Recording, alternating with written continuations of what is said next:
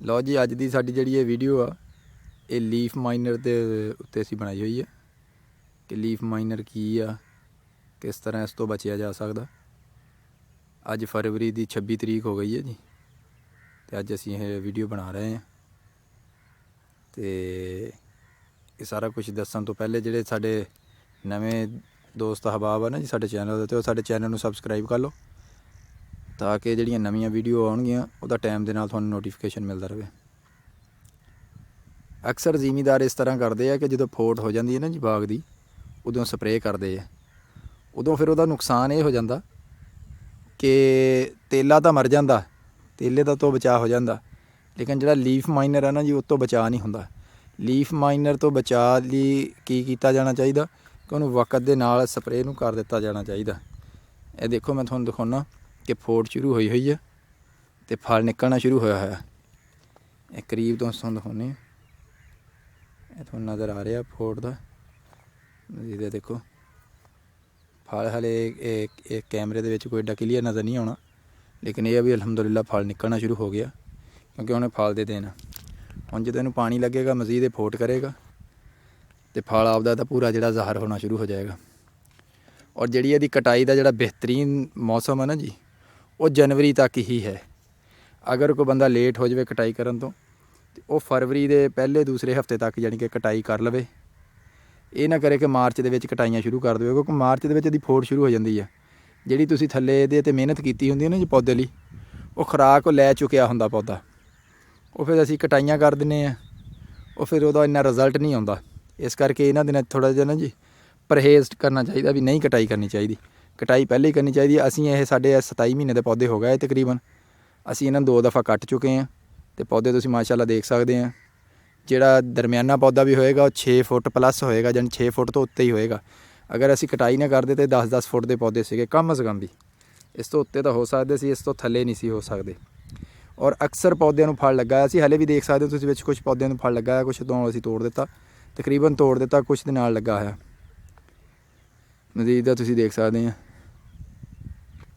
ਅਤੇ ਹੁਣ ਜਿਹੜਾ ਨਾ ਜੀ ਇਹ ਜਦੋਂ ਥੋੜ੍ਹੀ ਥੋੜ੍ਹੀ ਫੋਟ ਹੋ ਜਾਵੇ, ਇਹਨੂੰ ਉਦੋਂ ਹੀ ਸਪਰੇਅ ਕਰ ਦੇਣੀ ਚਾਹੀਦੀ ਹੈ। ਕੋਈ ਵੀ ਤੁਸੀਂ ਲੀਫ ਮਾਈਨਰ ਤੋਂ ਕਰ ਸਕਦੇ ਆ, ਜਾਣੀ ਕਿ ਬਾਈਫੈਂਥਰੀਨ ਜਿਹੜੀ ਹੈ ਨਾ ਉਹ ਜ਼ਹਿਰ ਆ, ਕੰਪਨੀ ਕੋਈ ਵੀ ਹੋ ਸਕਦੀ ਹੈ, ਕਿਸੇ ਵੀ ਨਾਂ 'ਤੇ ਹੋ ਸਕਦੀ ਆ। ਤੁਸੀਂ ਉਹ ਸਪਰੇਅ ਕਰ ਦਿਓ ਇਹਨੂੰ, ਬਾਗ ਨੂੰ ਆਪਣੇ ਨੂੰ, ਠੀਕ ਹੈ ਜੀ। ਅਤੇ ਇਹ ਲੀਫ ਮਾਈਨਰ ਤੋਂ ਇਹਦਾ ਬਚਾਅ ਹੋ ਜਾਏਗਾ ਔਰ ਤੇਲੇ ਤੋਂ ਵੀ ਹੋ ਜਾਏਗਾ।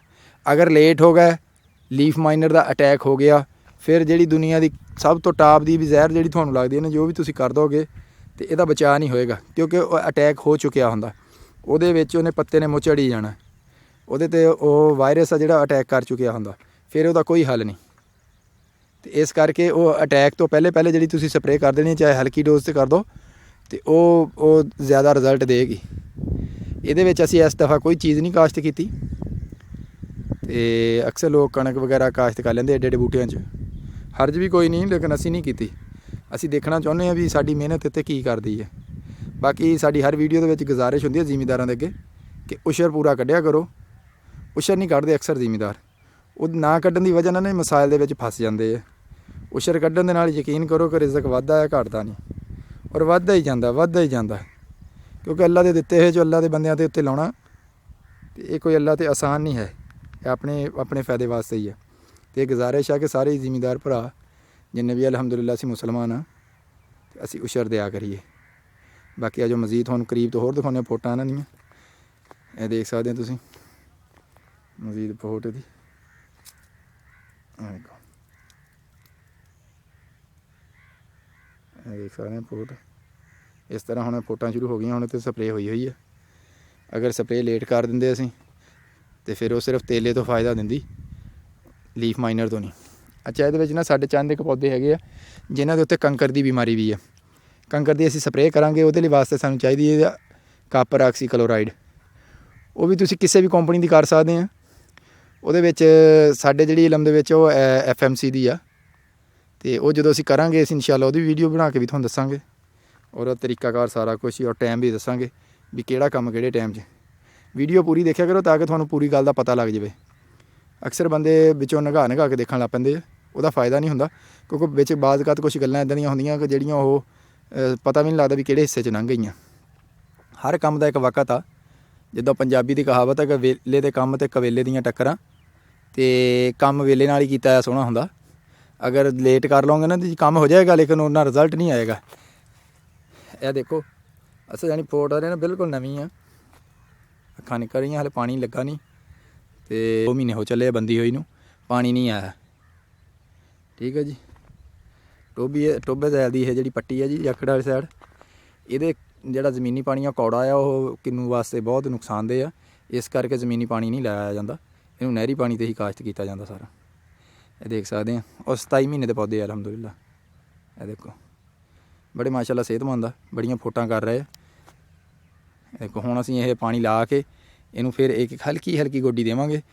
ਇਤਨੀ ਕਿ ਬਸ ਆ ਗੰਦ ਗੁੰਦ ਜਿਹੜਾ ਖਤਮ ਹੋ ਜਾਵੇ, ਗਹਿਰਾਈ 'ਚ ਨਹੀਂ ਦੇਵਾਂਗੇ, ਬਲਕਿ ਹੋ ਸਕਦਾ ਅਸੀਂ ਗੋਡੀ ਵੀ ਨਾ ਕਰੀਏ, ਇਹਨੂੰ ਥੱਲੇ ਸਪਰੇਅ ਮਾਰੀਏ। ਇਹ ਦੇਖ ਲਓ, ਆ ਜੋ ਮਜ਼ੀਦ ਤੁਹਾਨੂੰ ਕਰੀਬ ਤੋਂ ਲਿਜਾ ਕੇ ਦਿਖਾਉਂਦੇ ਆ। ਫਰੂਟਰਾਂ ਦਾ ਫਲ ਤਾਂ ਬਹੁਤ ਮਾਸ਼ਾਅੱਲਾ ਵਾਜ਼ੇ ਨਜ਼ਰ ਆਉਂਦਾ। ਇਹ ਦੇਖ ਸਕਦੇ ਹੋ ਤੁਸੀਂ ਫਰੂਟਰਾਂ ਦਾ ਫਲ, ਇਹ ਕਲੀਆਂ ਤੁਹਾਨੂੰ ਨਜ਼ਰ ਆ ਰਹੀਆਂ ਹੋਣੀਆਂ ਜਿਹੜੀਆਂ ਬਣਨੀਆਂ ਸ਼ੁਰੂ ਹੋ ਗਈਆਂ, ਡੋਡੀਆਂ ਹੀ। ਠੀਕ ਹੈ ਜੀ, ਪਰ ਬਹੁਤ ਫਲ ਕੱਢ ਰਹੇ, ਬੜੀ ਫੋਟ ਕਰ ਰਿਹਾ ਮਾਸ਼ਾਅੱਲਾ। ਇਹ ਤਕਰੀਬਨ 26 ਕੁ ਮਹੀਨੇ ਦੇ ਆ ਜੀ, ਇਹ ਮਹੀਨਾ ਕੁ ਲੇਟ ਲੱਗੇ ਸੀਗੇ ਉਹਨਾਂ ਨਾਲ। ਦੇਖ ਸਕਦੇ ਇਹ ਸਾਡੇ ਕੋਲ 3 ਕੁ ਪੌਦੇ ਲਾਏ ਅਸੀਂ ਅਲੱਗਾ, ਉਸੇ ਨਰਸਰੀ ਦੇ ਇਹ, ਜਿਸ ਦੇ ਉਹ ਸਿਰਫ ਚੈੱਕ ਕਰਨ ਵਾਸਤੇ ਵੀ ਇਹਦਾ ਕੀ ਰਿਜ਼ਲਟ ਆਉਂਦਾ।